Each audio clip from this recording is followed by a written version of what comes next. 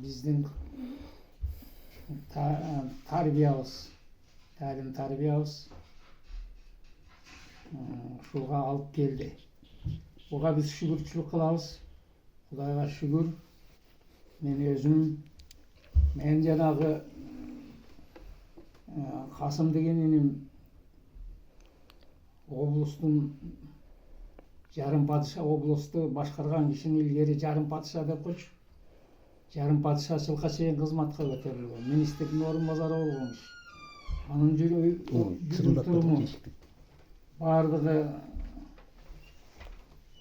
ошонун бардыгы мен айткан сөзгө айгине болуп турбайбы?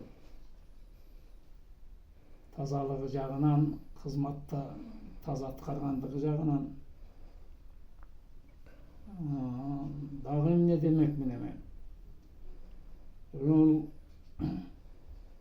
Бир чети таза жүрсөң, өзүңдүн абийириңди сактап, абийириң таза болсо, элдин арасында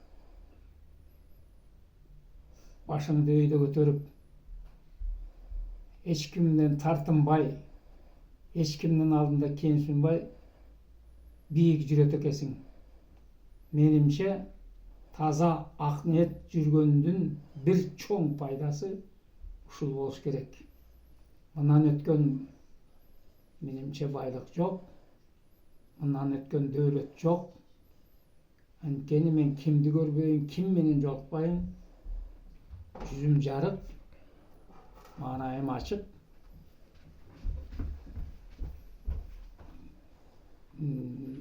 Жүрөм.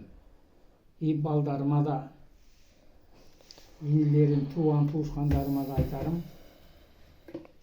Ушул өмүрүңөрдө байлыкты биринчи орунга койбой, ыйманды биринчи орунга коюп,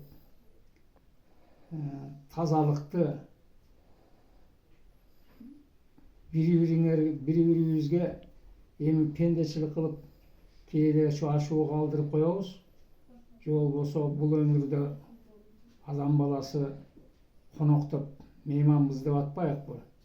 Чын-чынына келгенде бул өмүрдө мейманбыз. Өмүр өтүп кете берет. Эртеси күнкү өткөн кишинин өмүрү эртеси күнү жомокко айланат. Ошол жомокко айланып калаардан мурун ошол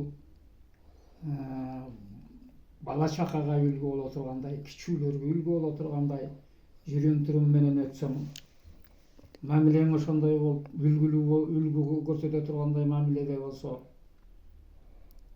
болмок. Ага жанагы кыргыздын улуу жазуучусу, философу, ойчулу биздин агабыз Чыңгыз Төрөкулович айткандай, адамга күнүгө адамдык болуш өтө кыйын нерсе. Өтө таамай айтылган нерсе. Муну адамдык сапатты күнүгө алып жүрүш, саат сайын адамдык сапатың менен жүрүш кыйын, бирок ошого аракет кылыш керек.